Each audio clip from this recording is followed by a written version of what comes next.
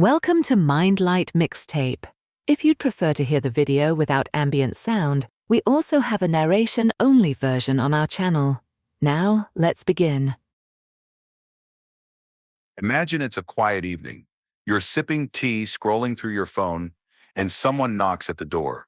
A friendly volunteer asks if you'd be willing to place a small sticker in your window supporting a neighborhood safety campaign. It seems harmless, almost charming. And so you say yes. A week later, the same person returns. This time they ask if you'd consider putting a large sign in your yard promoting the same cause. And surprisingly, you say yes again. Why? Because your mind has already made a tiny shift. This is the essence of the foot in the door technique, a subtle but powerful psychological trick where a small yes makes you more likely to say yes again, even to much larger requests. The concept was first tested in a 1966 experiment by Friedman and Fraser. Researchers called homeowners and asked them to put a small sign in their window. Later, they asked those same people to put up a giant billboard. The ones who said yes to the little sign were significantly more likely to agree to the big one. They had mentally committed to the cause, or at least to the idea of themselves as someone who helps. This isn't just about signs, it's about identity. When we agree to something small, our brains start reshaping how we see ourselves. I'm a helpful person. I care about safety. I'm part of this cause. And once that identity shift begins, we try to stay consistent with it. Saying yes again just feels right, even when the ask is much bigger. You'll find this technique used everywhere. Charities ask for a quick petition signature before asking for a donation.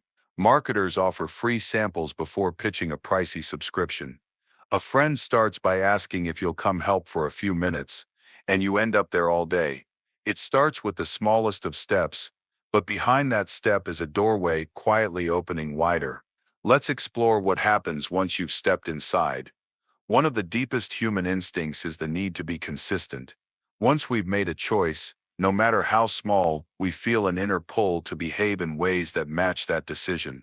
It's not just about what others think of us. It's about what we think of ourselves. Imagine you agree to help a friend move a single chair into their new apartment. It's not a big deal, right? But then you're asked to help with a few more boxes. Then a sofa, then the whole move. Somewhere in the process, your brain starts whispering, I guess I'm the kind of person who shows up. I'm helpful. I follow through. So when the requests keep coming, they don't feel like impositions. They feel like natural extensions of who you've become. This is why the foot in the door technique works so reliably. It isn't manipulation in the sinister sense. It's more of a dance with human nature. In the world of sales, this technique is everywhere. A company might ask for your email address to receive a 10% discount. Later, they invite you to a webinar, then a purchase, then a subscription. At every stage, you're not just doing what they ask, you're reaffirming who you are, someone interested in the product, someone engaged, someone committed. Psychologist Robert Cialdini, who studied persuasion in depth, explains that we feel psychological pressure to behave in ways that align with our past actions. If we've taken a stance, even privately, our future decisions will often bend to match it. It feels uncomfortable to say no after we've already said yes, even if the new ask is wildly different. Think of it like laying down a path. The first stone is small, but the moment it's placed, the direction is set. More stones follow, each one easier to add, until the trail leads to places we never intended to go. It's not just about getting a yes, it's about getting the first yes, because that's the one that quietly rewires everything that comes next. Let's explore how this trick is used in daily life, sometimes without us even knowing. This technique isn't just something you'll encounter in marketing campaigns or sales scripts. It's everywhere in relationships, social causes, even self-improvement. It's in the way we make promises, agree to favors, and commit to routines we didn't mean to start. You might find it in a conversation with someone close to you. They begin with a gentle ask, would you mind checking in on me this weekend? It feels small, thoughtful, even. Then it's, could you come over for a bit? Then could you stay the night? Each yes becomes a stepping stone toward a deeper commitment. Maybe one you didn't see coming. It happens in politics and activism too. Movements often begin by asking for a single expression of support, a social media post, a signature, a tiny donation. But with each act of agreement, you align your identity more closely with the cause. I'm a supporter. I'm part of this. And once that identity takes root, you're more likely to show up, contribute, vote, or even advocate. The technique can be used for good or for manipulation. Some cults and high-control groups begin this way. Not with a dramatic leap, but with a small commitment. Join us for dinner. Just one seminar. Just read this pamphlet. And each yes nudges the door a little farther open. But this isn't a call for fear. It's an invitation for awareness. Because once you recognize this technique, you can make choices that are deliberate, not automatic. You can pause after the first ask and ask yourself, is this really me, or am I being led? And you can also use the same principle to your benefit. Want to exercise more? Just commit to 2 minutes. Want to build a habit? Start with the tiniest, most laughable version of it. Because once you say yes to that first, small step, the rest gets easier. Your mind likes to keep the trail going. The foot in the door technique isn't magic, but it does tap into something ancient and powerful. The deep need we all have to be consistent with who we believe we are. And now, we move on to the next trick your brain doesn't even realize is happening. You're standing in a dimly lit auction house. A worn leather chair sits under a spotlight. The auctioneer begins. Do I hear $1,000? You were thinking $200, maybe $300. But now, somehow, $1,000 has set the tone for everything that follows. Even if you don't realize it, your brain has already latched onto that first number and is quietly reshaping your expectations. This is anchoring bias, a powerful psychological phenomenon where the first piece of information we encounter becomes the mental anchor we compare everything else to. Even when it's arbitrary, even when it's wrong, it's not just about numbers, either. Anchoring happens anytime a starting point distorts your judgment. A real estate agent shows you a wildly overpriced house before showing you what they really want to sell. Suddenly, the second home seems like a bargain, even though it's still expensive. A car salesperson starts with the deluxe package: heated seats, sunroof, top-tier audio. By the time they show you the mid-range version, it feels like you're saving money. But the anchor has already pulled you deeper than you meant to go. And it's not just sales. Anchoring happens in negotiations, job offers, even friendships. Let's say someone asks, would you be willing to donate $100 to support a cause? Even if you say no, your brain uses that number as the frame of reference. So when they ask for $20, it suddenly feels small, reasonable, because $100 came first. Researchers Amos Tversky and Daniel Kahneman demonstrated this effect using a rigged roulette wheel. Participants were asked to spin the wheel and then guess how many African countries are in the United Nations. When the wheel landed on a high number, the guesses were higher. When it landed on a low number, the guesses were lower. The wheel was meaningless, totally unrelated, but still it anchored their thinking. Anchoring bias works because the human brain loves shortcuts. It doesn't always calculate value from scratch. Instead, it adjusts from a starting point, even when that point is completely random. And once that anchor drops into place, it doesn't just sit there, it tugs. Anchors aren't just for auctions, real estate, or tricky salespeople. They show up quietly in everyday decisions, often in places we'd never expect. Imagine you're shopping online for a pair of shoes. You see a sleek pair for $400. That's absurd, you think. But then you scroll and find another pair for $150. It still might be too much, but it feels better somehow, less shocking, more reasonable. That's anchoring at work. The first number, however outrageous, reshaped your mental scale. Even in grocery stores, anchors affect you. Ever noticed a sign that says limit 12 per customer? That number doesn't just restrict, it influences. Shoppers buy more when a high limit is posted, because the anchor subtly suggests what's normal. It's not just prices and quantities. Anchoring even affects how we feel about ourselves. Consider this: you're told the average person your age exercises 3 times a week.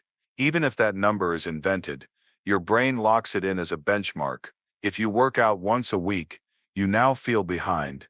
But if you'd been told the average was once a month, You'd feel like a health god. Same action, different anchor, very different feelings. Now let's take it deeper into relationships. Imagine someone describes a person to you like this. He's a bit rude and self-centered, but incredibly successful and generous. Now flip the order. He's incredibly successful and generous, but a bit rude and self-centered. Same traits, same person. But that first phrase, the anchor, colors everything that follows.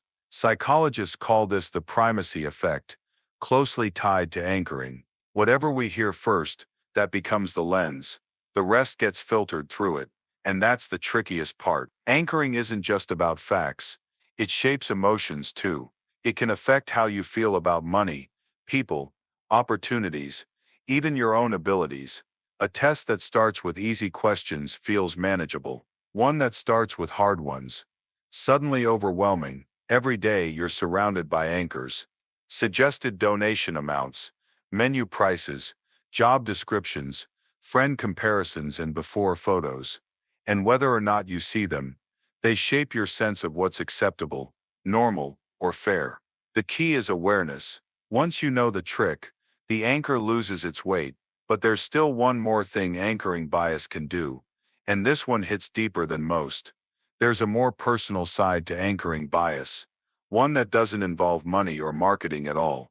It happens when someone labels you, when you hear, maybe as a child, that you're the shy one, or the troublemaker, or the gifted one. That first identity becomes an anchor, and even if it isn't accurate, it can shape how you behave for years.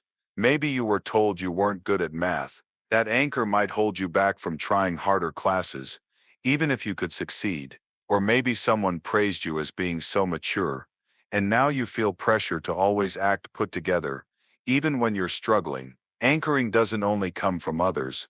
We do it to ourselves. The first way you describe a situation becomes the way you interpret it.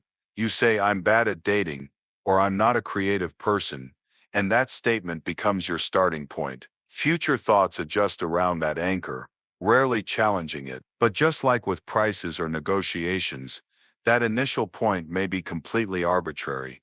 A single failed attempt, a one-time comment, a misunderstanding, and yet it drags on you. This is what makes anchoring bias both powerful and dangerous.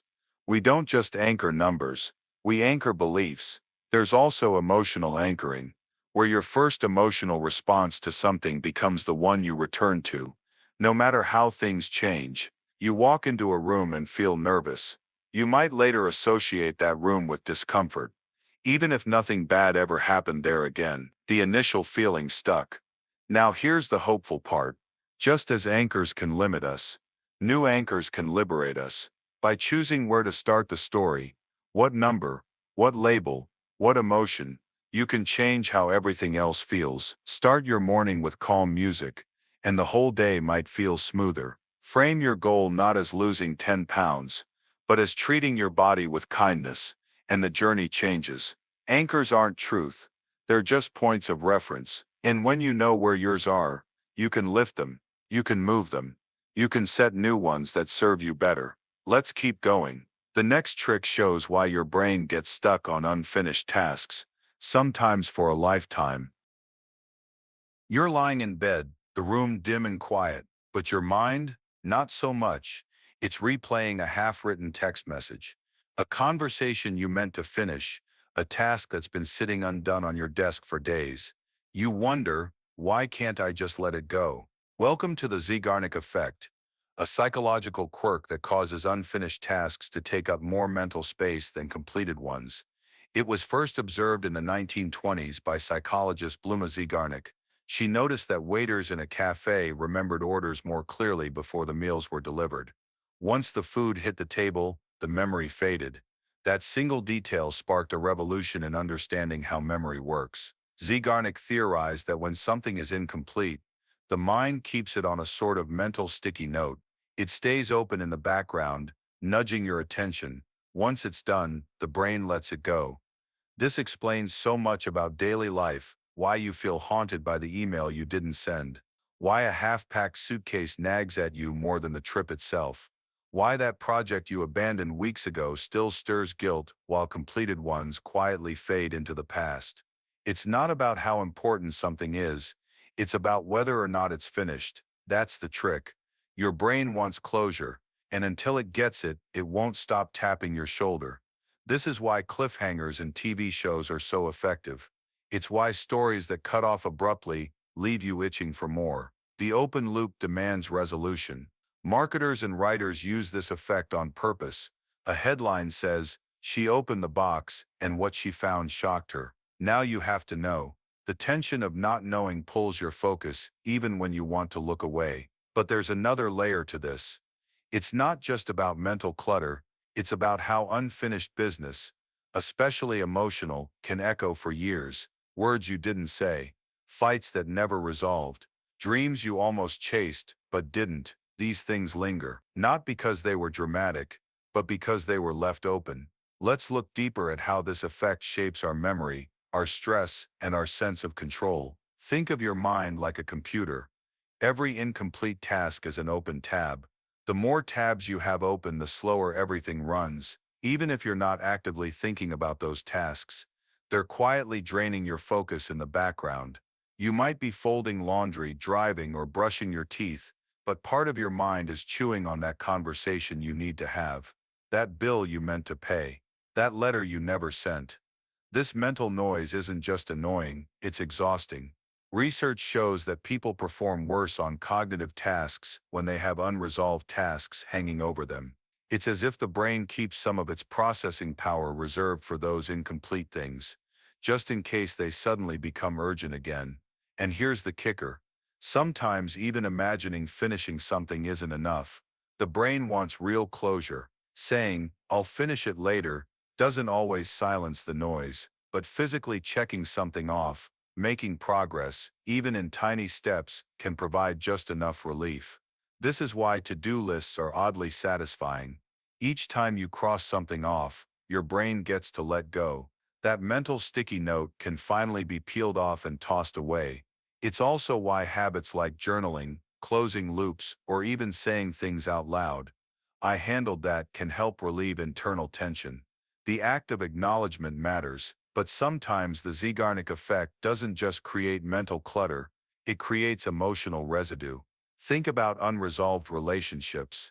The apologies that were never made, the feelings that were never expressed. Even if years have passed, the unfinished nature of those moments can tug at your memory with surprising intensity. It's why a single song, scent, or phrase can bring the entire moment back, because your brain never filed it away. It's not just nostalgia. It's the pull of an open loop. The Zeigarnik effect doesn't mean we need to tie up every loose end perfectly, but it does remind us that unfinished things carry weight, and the more of them we carry, the heavier the world feels. But there are ways to let go, even when closure isn't possible. Let's explore that now. Sometimes the story doesn't end neatly. The email remains unsent. The goodbye never happens. The closure you hoped for never arrives. And still your mind circles back again and again, not to punish you, but to resolve something that feels open. The Zeigarnik effect explains this gentle haunting. It's your brain trying to finish a story it never got to complete. But here's the beautiful part. You can give your mind closure, even without resolution. It starts with acknowledgement. If you can't have the conversation, write it down. If the moment has passed, speak it aloud in a quiet room. If the dream slipped away, give it a eulogy in your journal. Why? Because closure isn't about finishing an event. It's about marking that it ended. When you do that, symbolically or literally, your brain often lets it go. This is why rituals are powerful. Lighting a candle, tearing up a letter, leaving flowers. They're small acts that tell the mind, this part is done now. You can also ease the effect by making micro-completions. If the task feels too big, break it into a step so tiny it's almost laughable. Instead of clean the entire garage, try stack the empty boxes. Instead of write the whole paper, try open a new document and type the title. Once you begin, your brain often softens the alarm. It recognizes you're working toward closure, and when closure isn't possible, when the door can't be shut, you can still choose peace. You can say, "I never got to finish this chapter, but I've chosen to turn the page." That is its own kind of ending, one that honors the past without living inside it. The Zeigarnik effect reminds us that open loops matter. They create weight, they generate noise, but they also reveal what we care about, what we notice, what our hearts haven't stopped holding on to. So when you feel stuck, restless, or inexplicably tired, ask yourself what's still open, and then maybe close just one tab. And as your mind grows quieter, let us move on to the next trick, one that explains why we fear losing more than we crave winning. Imagine you're offered a coin toss. Heads, you win $100. Tails, you lose $100. Most people hesitate, not because the math doesn't make sense, but because the emotion does. Losing something, especially something we already have, hurts more than gaining that same thing feels good. This is the heart of loss aversion, a foundational principle in behavioral psychology that explains why the fear of losing often shapes our decisions more than the hope of winning.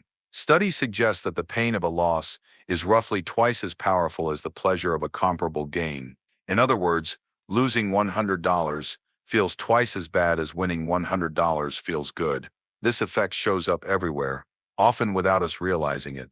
It's why gamblers are more likely to chase losses than walk away after a win. Why people cling to bad relationships, toxic jobs, or outdated routines. Because even when change is good, loss is still loss. Loss aversion isn't irrational, it's deeply human. Evolution shaped us to avoid danger before we pursued reward. Our ancestors who feared losing food, shelter, or community were more likely to survive. And those instincts echo in our modern lives, even when the stakes are less dramatic. Take pricing, for example. Marketers know this trick well. They don't say, buy now and save $20. They say, don't miss out on $20 in savings. Same deal, but the second version frames it as a loss, and that makes it feel urgent. Even our daily habits reflect this. We're more likely to keep a subscription we no longer use because we don't want to lose the features. We hesitate to throw away old clothes we haven't worn in years because it feels like losing money, even if we're not wearing them anyway. Loss aversion keeps us clinging, hesitating, second-guessing, but it also protects us. It helps us notice what matters. It reminds us of our values. It urges caution when risk feels too high. But what happens when that caution turns into fear? When we miss out on growth because we're trying to avoid pain? Let's go deeper. Loss aversion doesn't just influence what we do, it shapes what we avoid. And what we avoid can become a kind of prison. Imagine you've invested weeks into a project. Maybe it's a business idea, a relationship, a creative goal. It's not working. You know it's not. But the thought of quitting feels unbearable. I've already put in so much time, I can't just walk away now. This is known as the sunk cost fallacy, the irrational tendency to continue something just because you've already invested in it. And it's powered by loss aversion. The moment you walk away, you feel like you're losing everything you've put in, your time, your energy, your money, your identity. But here's the truth. You're not losing what's already gone. You're just deciding not to lose more. Loss aversion can also make simple choices feel monumental. You hold on to an old phone that frustrates you daily because you don't want to waste what you spent. You keep a subscription running just in case. You say yes to invitations, jobs, responsibilities that drain you because saying no feels like a loss. Even in relationships, this trick of the mind appears. You stay connected to someone who no longer brings peace, joy, or support. Because breaking the bond feels like giving something up, even if the bond no longer gives anything back. What you're experiencing is emotional accounting.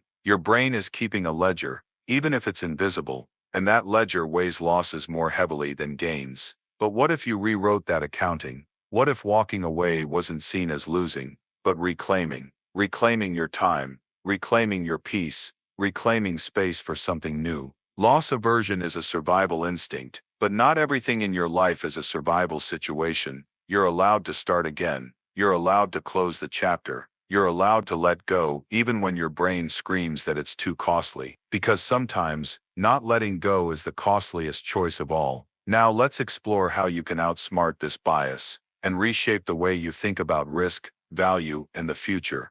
If loss aversion is wired into us, are we stuck with it? Not exactly. The key to moving through loss aversion isn't to eliminate it, but to understand it, and then reframe the risk. Imagine this. you're offered two choices. Option A, you keep everything the same. No loss, but no gain. Option B, you give something up, but open a door to something better. The instinctive choice: stay where you are. Avoid the loss. Play it safe. But here's the truth we often forget. Staying stuck has a cost too. There's a hidden price in clinging to what no longer serves you.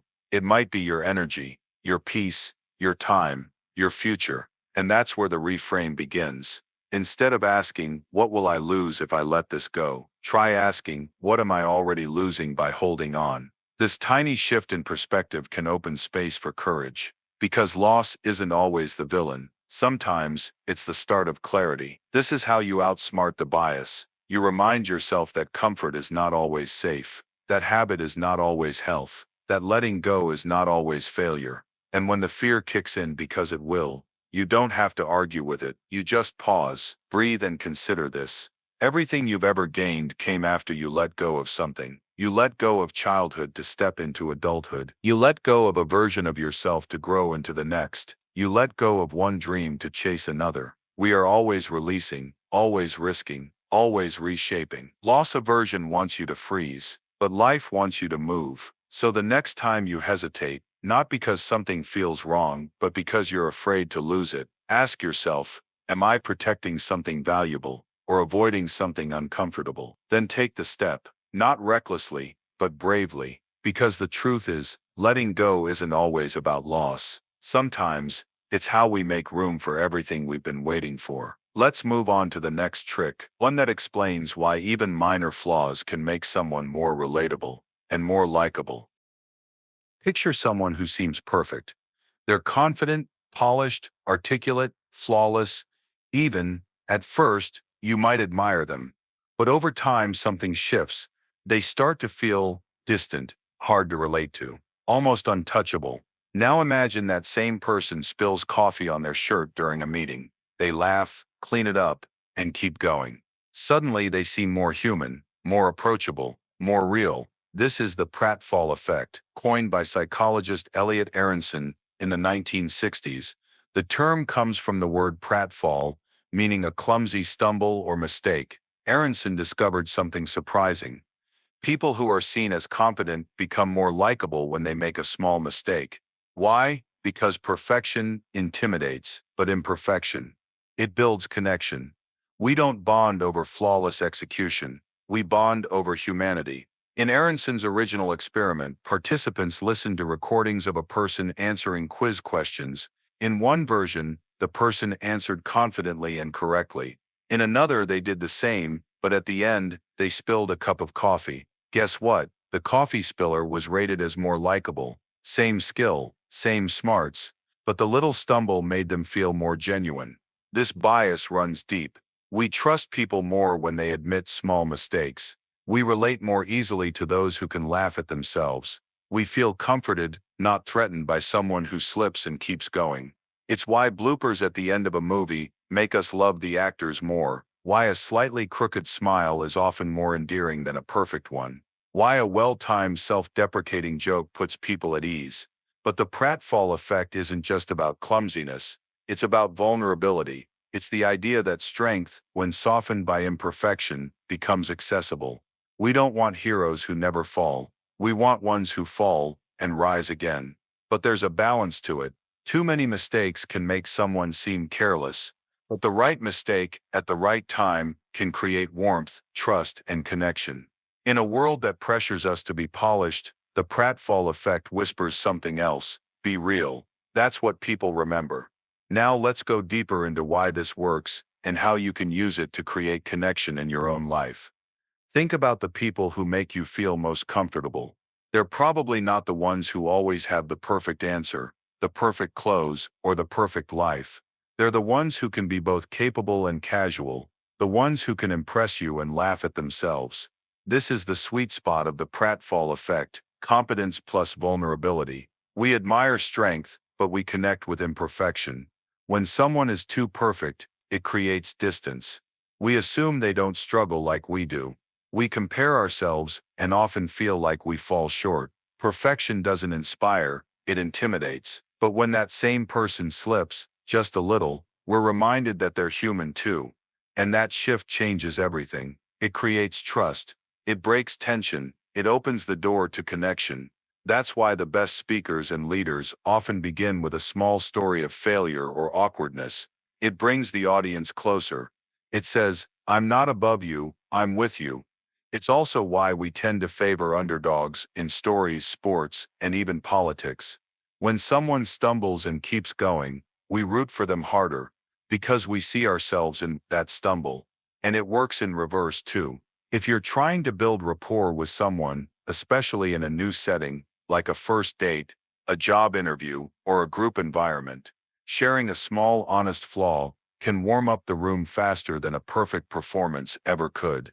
Just think about it. What feels more trustworthy? A person who says, I've got this all figured out, or I've made mistakes, but I've learned from them. Authenticity signals safety. And the pratfall effect shows us that even confidence becomes more powerful when it's paired with a little softness. It also gives you permission to stop chasing flawless. Your slip-ups, your stumbles, your awkward laughs. They're not barriers to being liked. They're often the bridge. We all want to feel seen.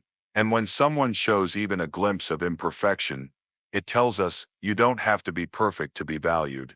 Let's explore how you can use this in your own life, without forcing it or faking it.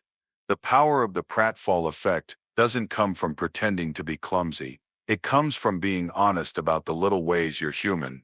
That means embracing, not exaggerating, letting people see a small piece of the real you, without apology. For example, when giving a presentation, you might admit, I always get nervous at the beginning, but I'm excited to talk about this. That moment of truth disarms your audience.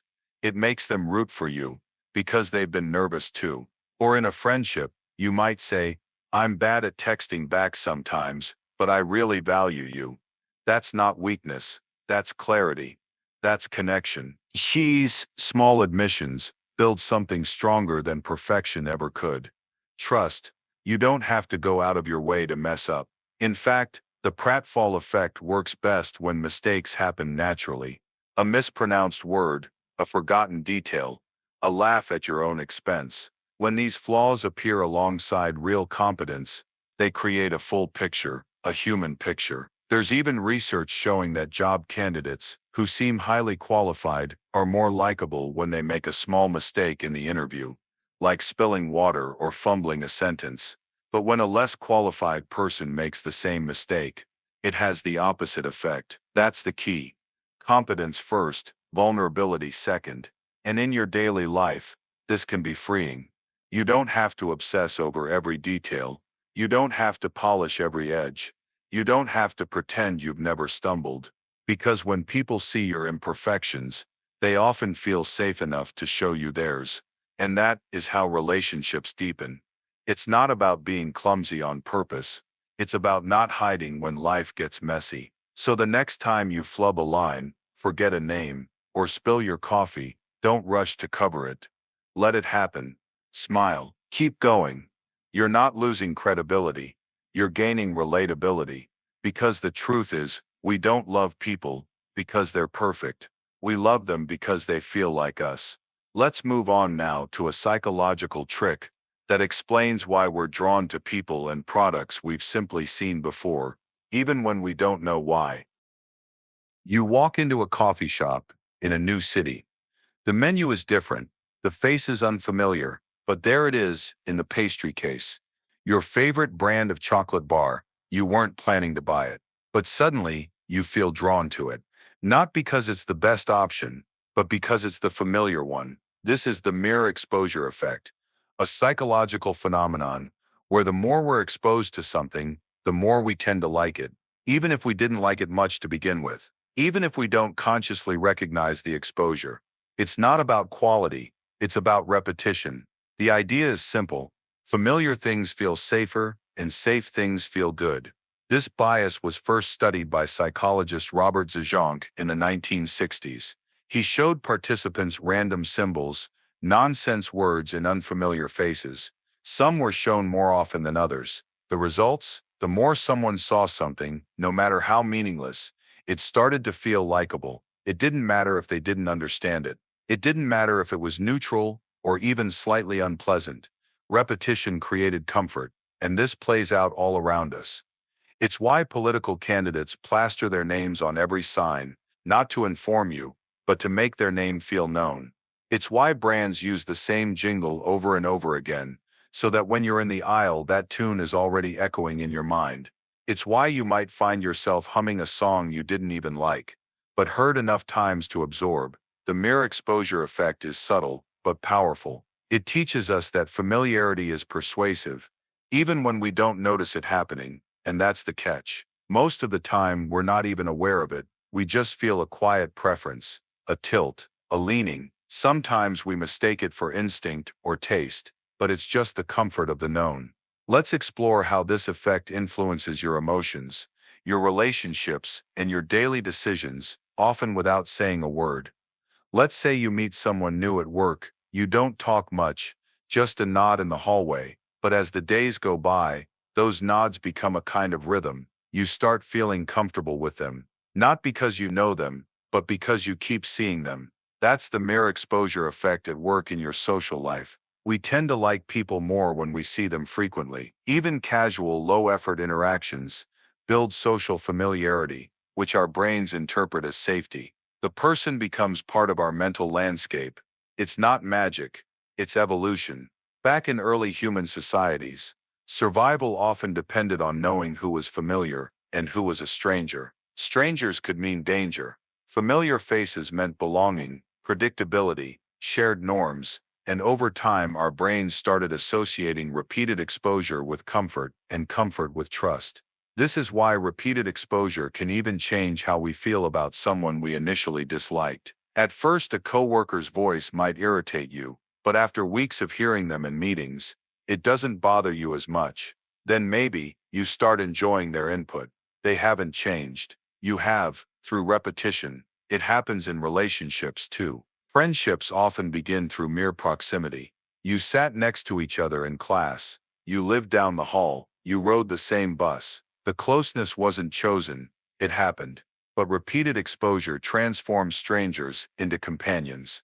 Marketers use this to build trust in brands. You might not remember the first few times you saw a company's logo, but after the 10th or 15th time, it starts to feel like something you know. And what you know, you often prefer. This is also why social media creators try to post frequently. Every post is an exposure. Every view builds familiarity. Not necessarily approval, but a sense of presence, and that presence leads to comfort. The effect is quiet, creeping, cumulative. You don't have to love something to start liking it. You just have to see it often enough that it stops feeling foreign. But there's a dark side too, because repetition can also trick us into trusting what isn't trustworthy, into believing what isn't true. Let's explore that next. The mere exposure effect doesn't judge. It doesn't ask if something is true, useful, or good. It simply rewards repetition, and that can be dangerous. Because once we like something, even a little, we start to trust it. And once we trust it, we stop questioning it, all because we've seen it before. This is how misinformation spreads. A headline, repeated often enough, can start to feel true just because it's familiar. It doesn't matter if it's fact-checked or challenged. The more it shows up, the more the brain starts nodding, not because it agrees, but because it recognizes. Psychologists call this the illusory truth effect. When repetition makes falsehoods feel real, we see it in politics, in advertising, in social media echo chambers, and it's why algorithms often prioritize engagement over accuracy. They show us what we've seen before, because we're more likely to click, and the more we click, the more familiar it becomes.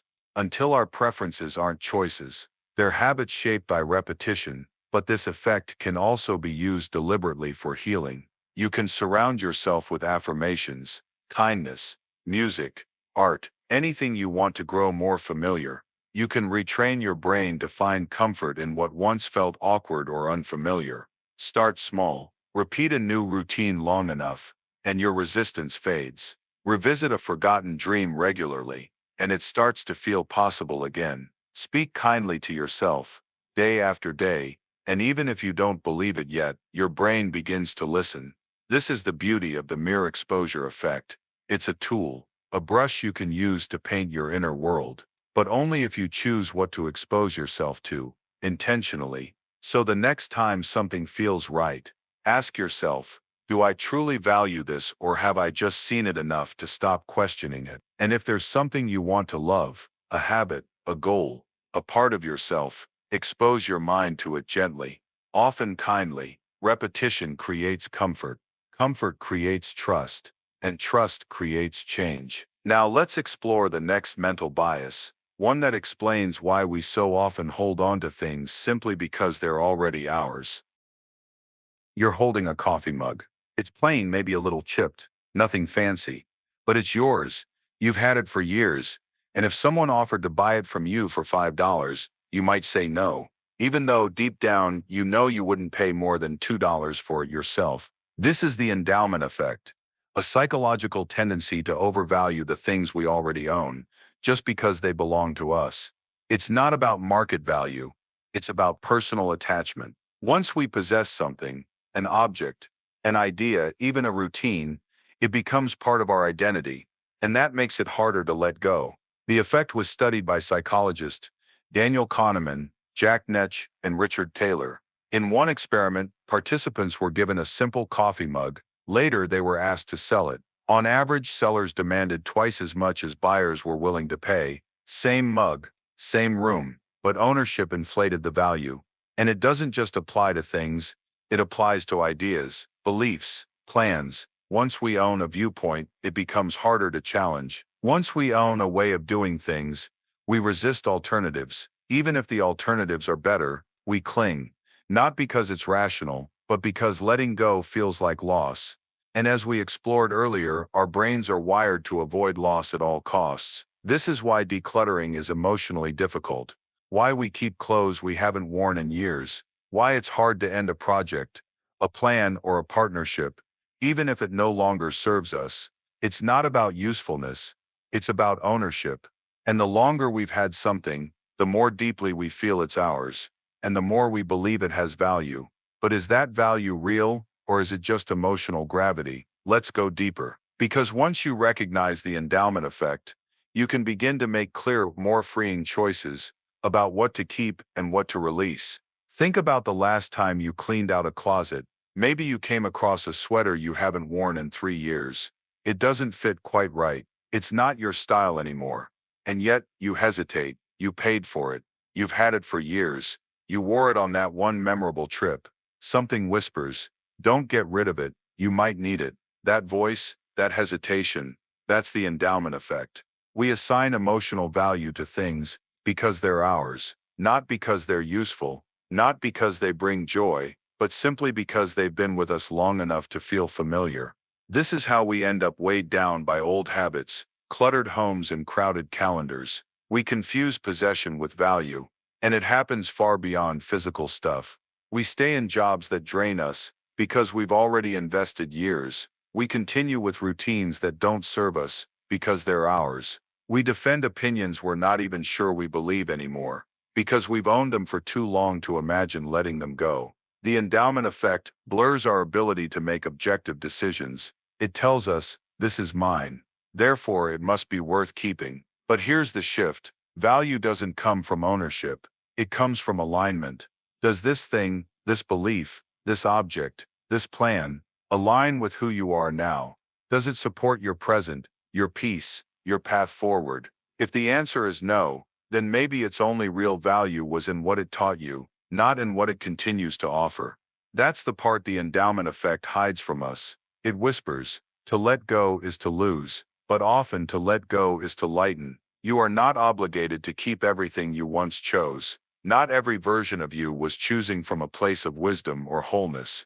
You're allowed to revise, to release, to reimagine, because ownership isn't identity, and letting go isn't erasure, it's evolution. Let's explore how to soften this attachment and start seeing clearly again.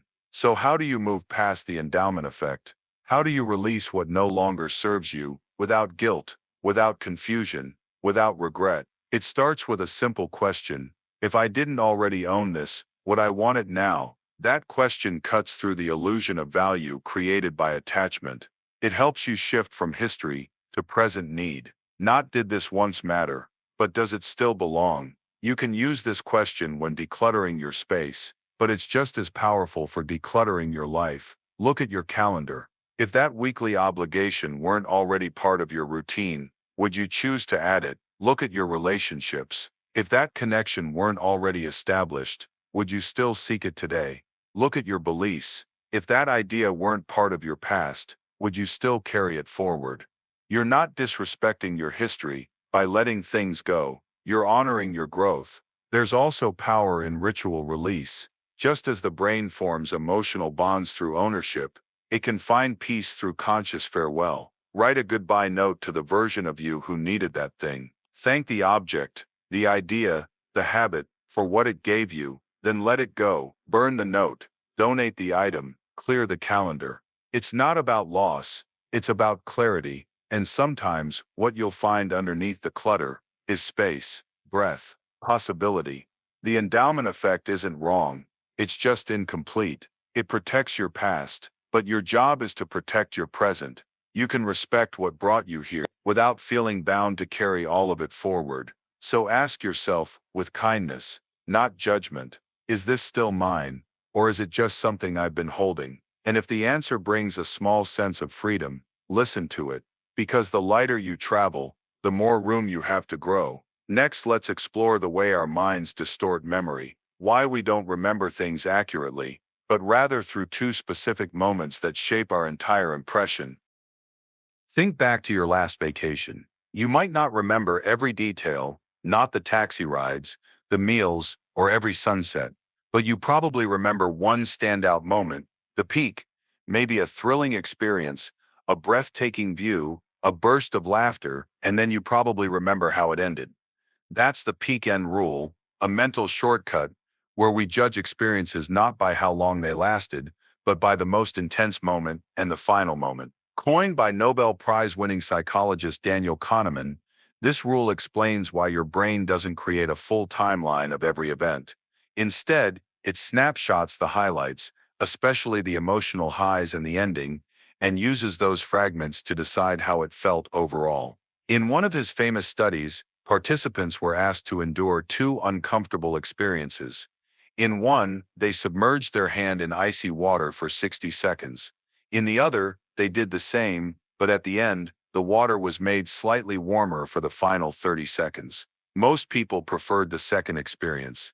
Even though it was longer, the nicer ending made it feel better overall. The intensity of the discomfort didn't change, just how it ended. Our brains aren't perfect historians. They're storytellers, and the stories they tell are shaped by emotionally charged peaks and how things wrap up. This explains a lot about our preferences. Why a long, mostly pleasant movie can feel meh if it ends badly. Why a difficult task can be remembered fondly if it finishes with a sense of triumph. Why relationships that end in chaos often overshadow years of warmth. It's not always fair, but it's how memory works. We remember the punchline, not the setup, the final note, not the whole song.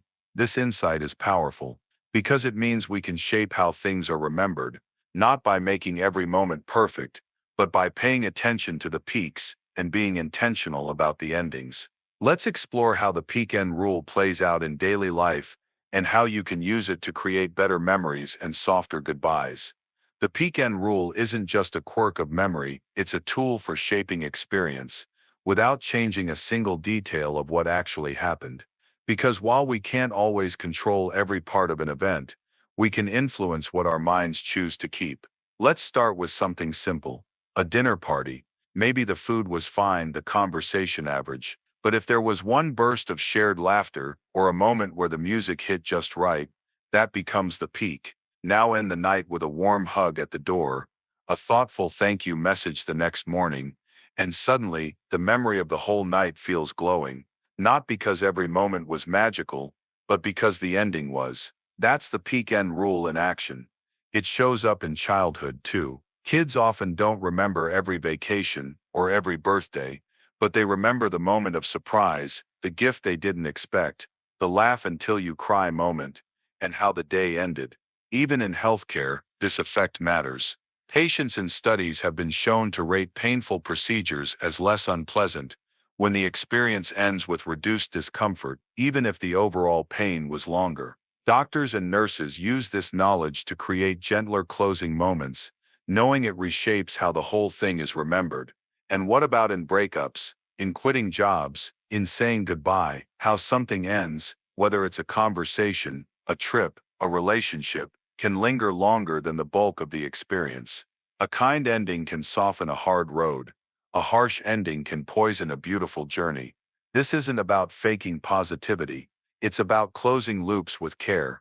Because we carry those closing moments, sometimes for years. You don't have to perfect every experience. Just ask yourself, what's the highlight someone might remember? And how does this end? In doing so, you become the author of your own emotional timeline. You can build memory, not through perfection, but through emotional punctuation. Let's explore how to apply this in your everyday life, from daily routines to milestone events, so you can make even small moments feel meaningful. Once you understand the peak end rule, you start to see life a little differently. You realize that you don't have to control the entire experience to shape how it's remembered. You only need to be intentional about two moments, the peak and the end. This works in small everyday rituals. End your morning routine with something comforting, a moment of stillness, your favorite music, a mindful breath. That's what your mind will remember about the start of the day. Finish your workday with a small closing ceremony. Tidy your space, write tomorrow's to-do list, shut your laptop with intention. Now the day has a soft edge instead of a frayed one. This also applies to relationships. A tough conversation doesn't need to be flawless, but if it ends with kindness, with thank you for hearing me, or I'm glad we talked, that becomes the tone your memory leans toward. And for parents, bedtime stories, last hugs, silly songs, those are the final notes your child hears before sleep. They won't remember every moment of the day, but they'll remember how the day ended with you. Even in solo experiences, this rule matters. If a workout ends with stretching and soothing music, you're more likely to look forward to it next time. If a walk ends at your favorite overlook, you'll associate it with peace, not just effort. It doesn't take much, just one moment of beauty, one gentle closing gesture, one pause to acknowledge, this is how it ends. You don't have to micromanage every second, just frame it, like putting a painting in a gold frame. The edges change how the whole thing feels. And when things go wrong, when a day is messy, a trip is stressful, a meeting is awkward, remember it's not over until the ending comes. You still have a chance to shape how it's remembered, because memory isn't a timeline, it's a story, and stories are remembered for how they made us feel, especially at the peak and at the end. Next, we'll look at why your brain looks for evidence to confirm what it already believes, even if that belief is completely wrong. Imagine this. You believe that people are generally untrustworthy. You read a news story about someone lying, and without hesitation, you nod and think, exactly. That's how people are. But when you hear about someone doing something kind or selfless, you might think, that's nice, but probably rare. This is confirmation bias, the brain's tendency to seek out, favor, and remember information that supports what it already believes, while ignoring or downplaying what doesn't. It's one of the most powerful and pervasive psychological biases we experience, and it shapes how we see everything. We don't always seek truth, we seek agreement. Confirmation bias happens because your brain craves certainty. It doesn't like contradictions. When you believe something, your brain wants to protect that belief, so it looks for proof to back it up. And if it finds something that supports your viewpoint, it latches on. If it finds something that challenges it, it often dismisses it or avoids thinking too deeply about it. This happens in big things, like politics, religion, or identity, but also in small, everyday choices. Let's say you think a coworker doesn't like you. You'll notice every glance, every comment, every moment of silence as proof they're cold or judgmental. Meanwhile, the times they smiled or said something kind, your brain brushes it off as coincidence. You can see confirmation bias in the way we Google things too. We don't search for neutral information. We search in ways that already assume the answer. Instead of "is coffee good or bad for you?" we type "why coffee is bad for you," and guess what we find? It's not that the evidence isn't out there. It's that our questions filter what we're even willing to see. And once we see what we expected, our brain rewards us with a little hit of satisfaction. See, I was right. But what if being right isn't the goal? What if truth, growth, and understanding require us to challenge the very stories we keep trying to confirm? Let's look deeper at how confirmation bias narrows our world and how to gently widen it again. Imagine your beliefs like a lens, one you wear all the time, often without realizing it. Everything you see is filtered through it. Information that fits your worldview comes in bright and clear. Everything else, it gets blurred, faded, or ignored. That's what confirmation bias does. It doesn't just affect what you believe, it affects what you notice, what you remember, and what you even allow yourself to question. Take relationships, for example. If you believe your partner is inconsiderate, your mind will quietly collect evidence. They forgot to pick up milk? Proof. They didn't text back quickly? More proof. But when they do something thoughtful, bring you coffee, send a kind message, you might see it as a fluke. Because when confirmation bias is at work, even kindness gets filtered out if it doesn't fit the story you've already decided is true. This happens in arguments too. Each side believes they're being rational, but they're really listening through filters. They hear what confirms their position, and either ignore or instantly discredit everything else. This isn't always intentional. It's just how the brain simplifies a complicated world, and social media, it supercharges this effect.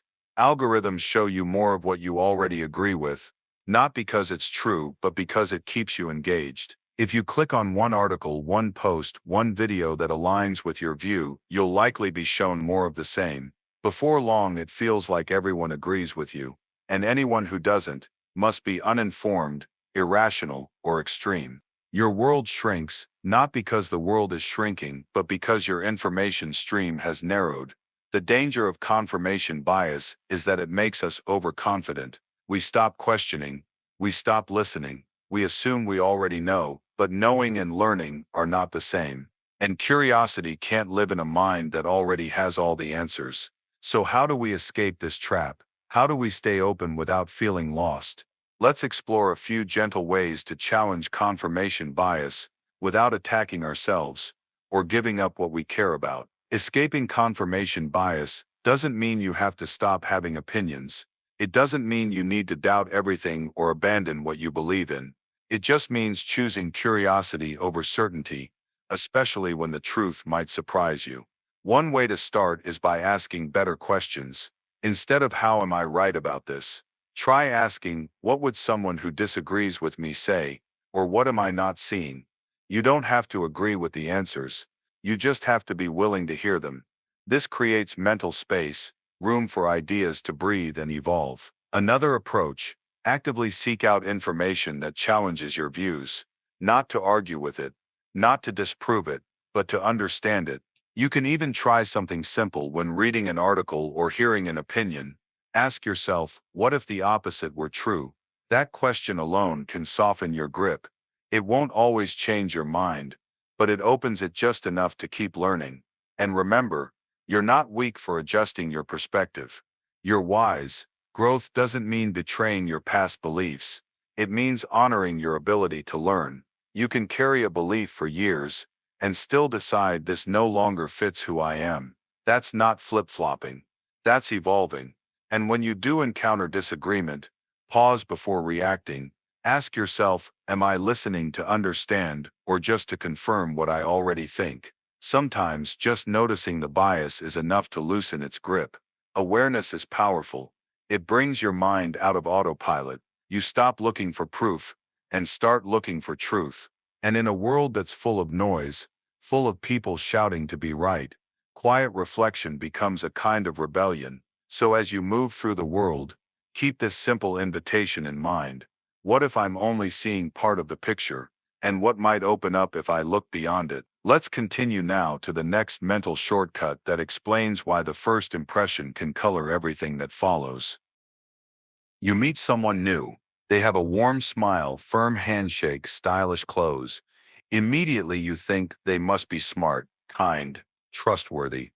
You've only seen one small part of them, but already your mind is filling in the rest. That's the halo effect.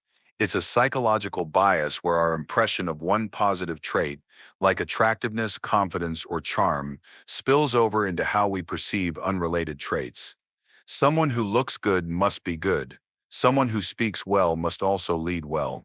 Someone who's confident must also be capable. It's not always accurate, but your brain likes shortcuts, and this one is especially seductive. The term was first coined by psychologist Edward Thorndike in 1920. He noticed that when military officers were rating soldiers, a good score in one area, like appearance or demeanor, tended to raise scores in all other areas, even if the soldier's performance didn't justify it. The halo from one positive trait blurred the rest. You see this all the time in daily life. A celebrity gives a heartfelt interview, and suddenly they're seen as a role model, even if they've never done anything beyond perform. A politician delivers a moving speech, and people assume they're ethical before they've even read their policies. Even in dating, the halo effect shows up. If someone's physically attractive, we might also believe they're more intelligent, funny, or emotionally stable, long before we have any real evidence. This isn't about vanity, it's about mental efficiency. Your brain wants to make fast, easy judgments, so it takes one glowing piece of information and lets it light up everything around it. But here's the problem. That glow can blind you. You might trust the wrong people, overlook red flags, hire based on charisma instead of competence, or underestimate someone just because they lack that initial glow. Because the halo effect works in reverse too. One perceived flaw can cast a shadow over everything else. Let's look deeper at how the halo effect shapes your choices, your relationships, and your self-image, often without you even knowing. The halo effect is subtle. It doesn't shout. It whispers, nudging your thoughts before you've had a chance to examine them. And the danger, it can make you trust too quickly or dismiss too easily. Let's say you're at work. A colleague you admire, confident, articulate, well-dressed, shares an idea. You immediately assume it's smart, effective, maybe even brilliant. Now imagine someone less charismatic shares the same idea. Mumbled words, awkward posture, wrinkled shirt. Do you see the idea the same way? Probably not. Because the person's presentation became a lens. It either polished the message or dulled it. That's the halo effect. It can cloud your judgment, making style seem like substance. It happens in education too. Studies show that students perceived as attractive are often assumed to be more intelligent by teachers, even when their performance is the same. And it happens inside your own head. If you think of yourself as bad at math, for example, that flaw might cast a shadow over your overall self-worth. One perceived weakness distorts your whole self-image. You begin to believe, if I'm bad at this, maybe I'm just not smart. But strengths can do the same in reverse. You succeed at something, and suddenly, you feel unstoppable. You take more risks, speak up more, pursue more. Because belief creates behavior, and behavior shapes outcome. That's the power of perception. It's not neutral, it's magnetic, pulling your thoughts toward it. The halo effect can also shape how we treat others. We forgive mistakes more easily when we like someone. We assume good intentions. We give second chances. But when someone rubs us the wrong way at first glance, we might interpret everything they do through a lens of suspicion or criticism, even if they're doing their best. This bias isn't about malice, it's about efficiency. Your brain is trying to process complexity with speed, so it simplifies, sometimes too much. But once you spot the glow, you can start to separate the light from the truth. Let's explore how to work with this bias consciously, so you can see people, situations, and yourself more clearly. So how do we move beyond the halo effect? It starts with one simple shift. Separate the trait from the person. When someone impresses you, pause and ask, what exactly impressed me? Was it their confidence, their appearance, their tone? Then ask, does that automatically mean they're kind, skilled, honest? It's not about doubting everyone. It's about slowing the shortcut. You can still admire someone's charm, but you don't have to let it rewrite every other detail. This awareness protects you from misplaced trust, and also from unfair assumptions in the other direction. Because remember, the halo effect also works in reverse. If someone seems awkward or aloof at first, you might unconsciously decide they're cold, lazy, or unfriendly. But maybe they're just nervous. Maybe they're thoughtful, kind, brilliant, just quiet. The more you challenge your first impressions, the more room you give people to be who they really are, not who your brain decided they must be. This matters in how we see ourselves too.